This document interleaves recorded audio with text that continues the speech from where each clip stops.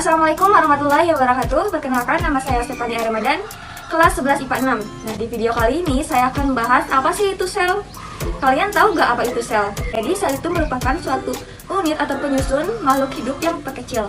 Nah, sel itu sendiri termasuk unit fungsional dan unit struktural. Apa sih itu unit fungsional dan struktural? Nah, kalau unit fungsional, di dalam sel itu berlangsung suatu reaksi kimia. Kalau fungsi struktural, sel itu sendiri merupakan bagian dari komponen berbagai jaringan. Nah, gimana teman-teman? Setelah kita mengenal sedikit tentang definisi sel, kita lanjut ke pembahasan berikutnya, yaitu mengenai struktur dan bagian-bagian dari sel. Oke, kita lanjut ke pembahasan berikutnya mengenai bagian-bagian dan struktur dari sel. Nah, seperti yang kita lihat dari berita konsep ini, sel itu terbagi menjadi dua macam. Yang pertama itu prokariotik dan yang kedua itu eukariotik. Nah, kalau prokariotik ini belum memiliki membran, contohnya itu pada bakteri. Nah, bakteri ini termasuk kingdom Monera. Yang kedua itu eukariotik. Nah, eukariotik ini memiliki membran inti, contohnya kingdom Plantae, Animalia, dan lain-lainnya. Ya, pembahasan selanjutnya mengenai bagian-bagian penyusun sel. Nah, bagian-bagian penyusun sel sebenarnya ada tiga. Yang pertama itu membran plasma, di mana membran plasma ini berfungsi sebagai zat atau mengatur lalu lintas berbagai zat yang masuk dan keluar secara selektif permeable. Nah, yang kedua itu ada nukleus. Nukleus ini pengendali kegiatan sel. Nah, dalam nukleus ini terdapat juga anak inti yang dinamakan nukleolus dan juga kromosom. Yang kedua itu sitoplasma. Nah, kalau sitoplasma ini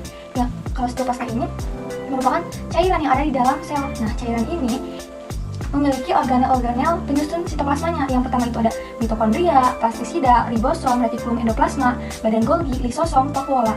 Nah, kalau mitokondria itu fungsinya itu sebagai respirasi. Kalau plastida itu biasanya ada di tumbuhan, sel tumbuhan, yaitu kloroplas ya contohnya. Nah, kalau retikulum endoplasma itu atau RE itu biasanya berkaitan erat dengan sirkulasi berbagai zat. Nah, kalau badan Golgi ini berkaitan dengan ekresi. Nah, biasanya badan Golgi ini banyak ditemui di sistem kelenjar ya. Kalau lisosom ini biasanya hanya ada pada sel hewan karena sebagai sistem pencernaan. Kalau vakuola ini sebagian besar itu ada di sel tumbuhan karena sebagai tempat cadangan makanan. Nah, ini bagian-bagian dari organel sel. Nah, selanjutnya kita bahas ke perbedaan sel hewan dan sel tumbuhan. Nah, ini contoh dari sel atau gambar dari sel tumbuhan. Nah, apa sih bedanya sel tumbuhan sama sel hewan? Kalau di sel tumbuhan itu ada dinding sel, di mana dinding sel ini kayak bagian terluar. Nah, terus di sel tumbuhan itu ada kloroplas. Kalau di sel hewan tidak memiliki kloroplas. Nah, kloroplas ini fungsinya itu untuk fotosintesis.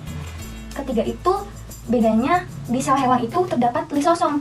Kalau di sel tumbuhan nggak ada. Terus kalau misalkan di sel tumbuhan itu vakuolanya tuh rata-rata besar, kalau di sel hewan kecil, sebagian kecil. Nah, ini RE. Nah, RE itu dibagi jadi dua ya, jadi RE kasar dan RE halus. Nah, kenapa? Kalau RE kasar itu RE yang ditempeli oleh ribosom. Nah, jadi bintik-bintik kayak gini. Bintik-bintik kayak ini nukleus.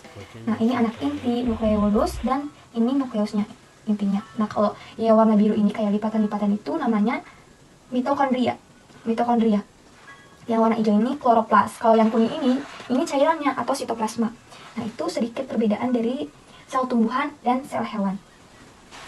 Terima kasih. Sekian. Wassalamualaikum warahmatullahi wabarakatuh.